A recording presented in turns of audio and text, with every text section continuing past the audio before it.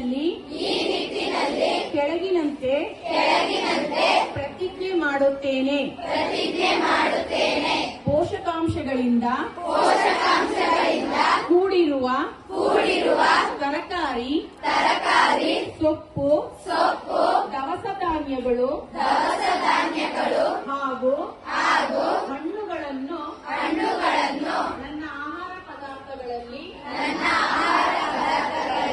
ನಿಯಮಿತವಾಗಿ ಬಳಸಿ ನನ್ನ ಆರೋಗ್ಯವನ್ನು ಕಾಪಾಡಿಕೊಳ್ಳುತ್ತೇನೆ. ಬೀದಿಯಲ್ಲಿ ಮಾರಾಟ ಮಾಡುವ ತೆರೆದಿಟ್ಟ ಆಹಾರ,